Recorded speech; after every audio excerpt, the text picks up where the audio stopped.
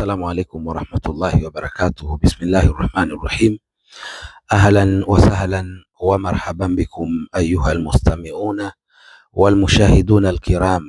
Karibuni wapenzi watazamaji na wasikilizaji watukufu wa channel ya Mponda Media katika mwendelezo wa darasa zetu. Leo kwa mukhtasari tutazungumzia tafsiri za ndoto za dhahabu. Wanasema wanawazuoni, ndoto ya dhahabu almadfunu fi turabi, iliyofukiwa katika udongo. Yani ukiota dhahabu imefukiwa katika udongo, wanasema fahadha yadullu, basi ndoto hii inaashiria ala rizqi alwafiri, juu ya riziki nyingi, alladhi sawfa yanaluhu rai fi hayatihi, riziki ambayo ataipata huyu aliyeota katika maisha yake. Yani huyu aliyeota atapata riziki nyingi maishani mwake. Hiyo ni ndoto ya kwanza. Lakini ndoto ya pili wanasema kuvaa dhahabu usingizini kwa mwanamke aliyeolewa, yani labsu dhahab fil manami lilmutazawija, kuvaa dhahabu usingizini kwa mwanamke aliyeolewa. Wanasema yadullu ala albaraka, hii ni ishara ya baraka wa tahassunu alhayati zawjia, na maisha mazuri ya kindoa. Manake mwanamke huyu maisha yake ya kindoa kwa idhini ya Mwenyezi Mungu yatakuwa ni mazuri na ndoa yao itajaa baraka biidhnillahi tabaraka wa taala, biidhnillahi tabaraka wa taala. Yani mwanamke aliyeolewa akiota usingizini amevaa dhahabu, basi hiyo ni ishara ya baraka. Taib, lakini wanasema ru'yatu salsalu dhahab fil manami, kuona cheni ya dhahabu usingizini. Yani mtu akiota cheni ya dhahabu usingizini, wanasema hii ni ishara yushiru ila mtilaki rai li shay'in thamin, hii ni ishara ya kumiliki huyu aliyeota kitu chenye thamani. Yani atamiliki kitu chenye thamani kubwa sana katika maisha yake. Kuona cheni ya dhahabu usingizini fil manami, yani kwa mfano wewe ni mwanaume au mwanamke, umeiota cheni ya dhahabu, umeiona cheni ya dhahabu usingizini, basi hiyo ni ishara ya kwamba utamiliki, ila mtilaki, kwamba utamiliki wewe kitu chenye thamani. Kwa mfano unaweza ukamiliki kama ni gari, kama ni nyumba, kama ni boti, kama ni ndege, kwa maana ya kitu chenye thamani katika maisha yako utamiliki biidhnillahi tabaraka wa taala. Unachotakiwa kufanya, zidisha amali njema, zidisha dua, muombe Allah tabaraka wa taala akujalie uweze kumiliki kitu chenye thamani katika maisha yako. Taib, lakini ndoto nyingine wanasema husulu rai ala dhahabi kahadhiya, kupata dhahabu kama zawadi. Yani umelala ukaota mtu anakupa dhahabu kama zawadi, mtu anakupa zawadi ya dhahabu, mtu anakupa zawadi ya dhahabu. Wanasema dalilu ala najahi, hiyo ni ishara ya mafanikio, watawaffuq, na muwafaka, yani kufanikiwa, wa tahqiqi alahdafi almustaqbaliya, na kufanikisha malengo ya baadaye.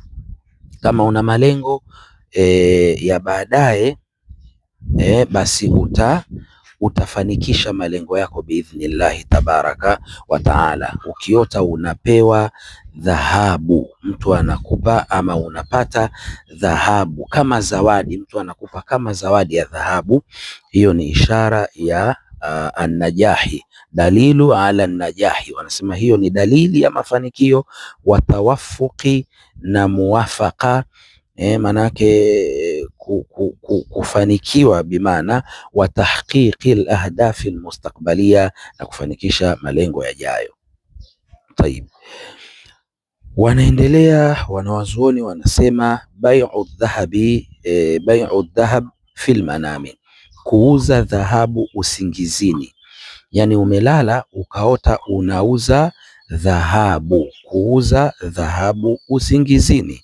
Wanasema kad yadullu ala fuqdani almali, hiyo yaweza ikawa ni ishara ya kupotea mali, utapoteza mali wewe ukiota unauza dhahabu fil manami, usingizini, ni ishara ya kupoteza mali, au tafriti fi shay'in muhim, au kutelekeza kitu muhimu. Kuna kitu muhimu utakitelekeza wewe katika maisha yako. Kwa hivyo hii sio ndoto nzuri. Ukiota unauza dhahabu usingizini, hiyo ni ishara ya kupotea ama kupoteza mali au kutelekeza kitu muhimu katika maisha yako. Kwa hiyo ndoto kama hii ukiota, basi ukiamka jitahidi sana kumuomba Allah tabaraka wa taala akuhifadhi na akukinge usipoteze mali katika maisha yako. Taib, lakini kadhalika wanasema sharau dhahab, sharau dhahab fil manami, kuuza sasa kununua. Taban sharau bimaana kununua dhahabu. Kwa mfano umelala ukaota unanunua dhahabu, unanunua dhahabu, acha ile ya mwanzo ya kuuza, sasa hii ukaota unanunua dhahabu usingizini. Wanasema yushiru ila alhirsi ala istighlali alfursa, hii ni ishara ya umakini wa kutumia fursa. Maanake wewe ni mtu uko makini sana katika kutumia nini? Katika kutumia fursa. Yushiru ila alhirsi ala istighlali alfursa, hii ni ishara ya umakini wa kutumia fursa, wa husni tadbiri almali, na usimamizi mzuri wa mali. Maanake wewe ni msimamizi mzuri sana wa mali, ni msimamizi mzuri wa mali biidhnillahi tabaraka wa taala. Kwa hivyo ndoto hii ukiota unanunua dhahabu, muombe Allah tabaraka wa taala akujalie utumie fursa vizuri, uwe ni mwenye kutumia fursa vizuri, na uwe msimamizi mzuri wa mali zako. Ama hata kama si mali zako, basi kama utakabidhiwa mali ya mtu usimamie, basi muombe Allah tabaraka wa taala akujalie uwe ni msimamizi mzuri kwa idhini ya Allah tabaraka wa taala. Naam, lakini wanaendelea wanawazuoni wanasema kuota dhahabu, kuota kuibiwa kwa dhahabu. Wanasema hulmu sirqatu dhahab fil manami, ukiota kuibiwa kwa dhahabu, yani kuna dhahabu zinaibiwa usingizini, ukiota hivyo, wanasema hiyo ni indhar, ni tahadhari, unapewa onyo ya tukio baya ambalo saufa yaqa amma qarib, ambalo litatokea muda si mrefu.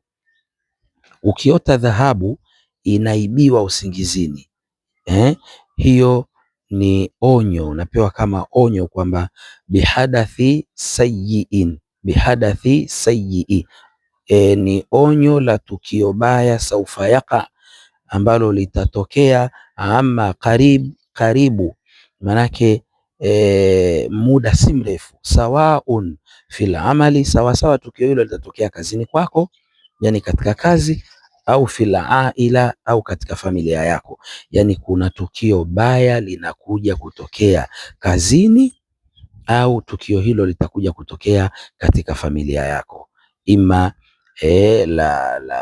la kifo, linaweza likawa tukio la ugonjwa, mtu akaugua sana, ama labda nyumba ikawaka moto nyumba yenu, ama kama ni familia basi ukatengana na mke wako, kwa maana ama watoto wako mkagombana mkakorofishana. Kwa kifupi, sio ndoto nzuri. Ukiota dhahabu zinaibiwa, basi unatakiwa ukiamka umuombe Allah tabaraka wa taala akukinge na tukio baya ambalo litatokea karibuni. Muombe Allah, kwa sababu dua inazuia balaa, ina uwezo wa kuzuia balaa ambalo umeandikiwa likutokee, lakini pia dua ina uwezo wa kuondosha shida, dua ina uwezo wa kuondosha matatizo, dua ina uwezo wa kuondosha mabalaa mbalimbali. Kwa hivyo ukiamka, muombe Allah tabaraka wa taala akukinge na akuepushe na hayo mabalaa.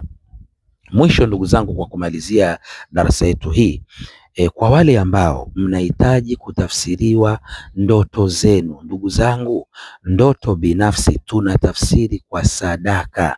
Hili tumeshalisema mara nyingi, lakini nafikiri watu sijui hawajaelewa, sijui wengine wanapuuza, sijui wanafanya makusudi. Kama umelala umeota ndoto yako, umeamka unahitaji ni kutafsirie, basi hakikisha unatanguliza sadaka. Yani nipigie, niambie shekhe, mimi na ndoto yangu nahitaji kutafsiriwa, basi nitakwambia utaratibu wa sadaka ni kiasi gani utume, kisha utatuhadithia ndoto yako, tutakutafsiria. Tunafanya hivi ili mtupe support. Ndugu zangu, channel yetu hii bado ina mahitaji mengi sana. Tunahitaji kompyuta, tunahitaji tunahitaji kamera ya kuboresha hii chaneli yetu.